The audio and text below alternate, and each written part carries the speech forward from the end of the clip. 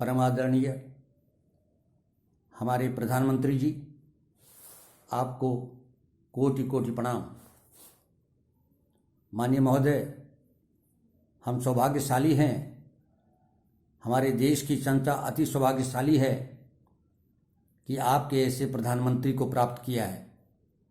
माननीय महोदय, आपको देश की जनता ने दोबारा चुनकर आपकी लोकप्रियता को देख लिया और समझ भी लिया।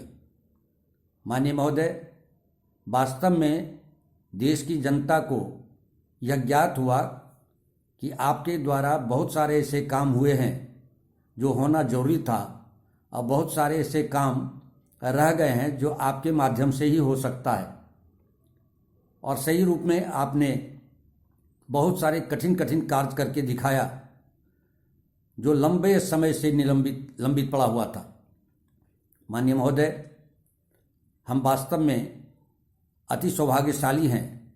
ऐसे तो मैं इस देश का एक अंश मात्र हूँ, फिर भी आपका अंग होने के नाते, आपका छोटा भाई होने के नाते मैं अपने आप को गौरवान्वित महसूस करता हूँ, क्योंकि अपने देश के ही जनता नहीं बल्कि दूसरे देश के भी लोग आपको पूजनीय समझते हैं, आपके विचारों को अपने आप में उतारने का प्रयास करते हैं और आपके विचारों से सहमत रहते हैं।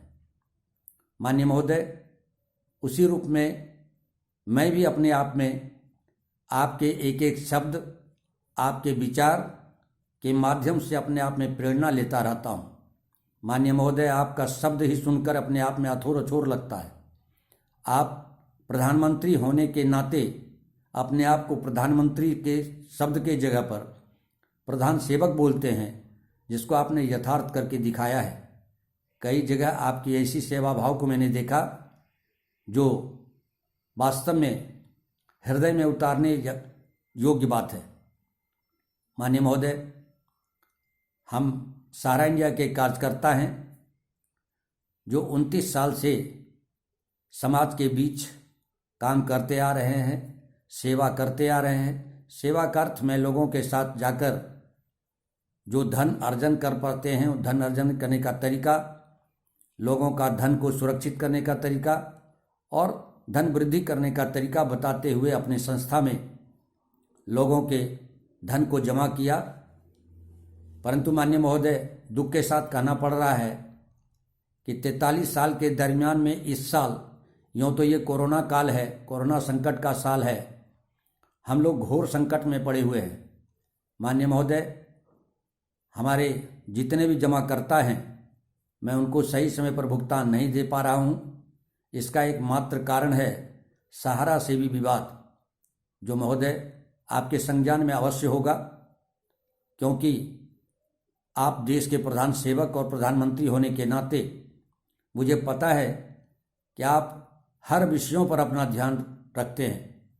माननीय महोदय, इसी माध्यम से मैं आकृष्ट करना चाहूँगा कि अवश्य हम लोगों के सहारा से विवाद पर थोड़ा सा भी समय निकालकर ध्यान देने का प्रयास करें, ताकि हम अपने सम्मानित जमाकर्ताओं का धन सही समय पर दे सकें, भुगतान सही समय पर दे सकें और पुनः समाज के बीच जाकर अपना जीविकोपार्जन का एक साधन जो मेरा है वो मैं पूरा कर सकूं। वास्तव में अपने आप को एक छोटा सा समाज सेवी ही मानता हूं, क्योंकि लोगों के पैसे को सुरक्षित करना और लोगों के पैसे को वृद्धि करना और एक सही तरीके से करना, इसलिए मैं अपने आप को सौभाग्यशाली समझता हूं और अपने आप को एक छोटा सा सेवक समझता हूं।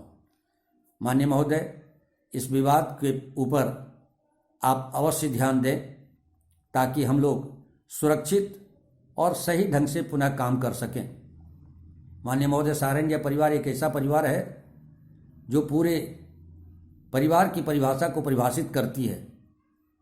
इसका एक उदाहरण है कि जो संस्था का एक नियत और नियति होता है, उस आधार पर कई ऐसे कार्य संस्था ने देश के पैमाने पर किया है, जैसे करगिल की घटना में सहयोग, गुजरात भूकंप में सहयोग, उड़ीसा के तूफान में सहयोग, ऐसे अनेक हैं और गिनाने का जरूरत नहीं है। माननीय महोदय, आपके संज्ञान में सब होगा।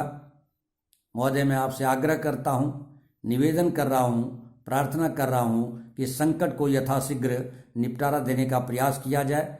हम लोगों के ऊपर जो एम्बार्गो लगा हुआ है उसे हटाया जाए और इसका जो भी सही तरीका हो उस तरीके से हम लोगों को निजात दिलाया जाए, ताकि हम सामान्य जमाकर्ताओं का भुगतान सही समय पर दे सकें और हम समाज में फिर जाकर काम कर सकें, अपना जीविकोपार्जन कर सकें, शुद्ध रूप से हम लोग अपने आप जीवन यापन करें। इसकी कामना करते हुए मैं आपको कोटि कोटि प्रणाम। जय हिंद।